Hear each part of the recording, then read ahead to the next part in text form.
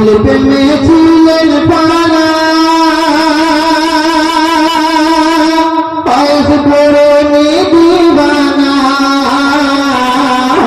রসুল প্রেমে ছিলেন পানা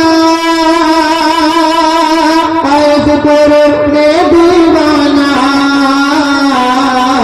নবী দেখা হলো না দিন কাটে মায়ের সেবায়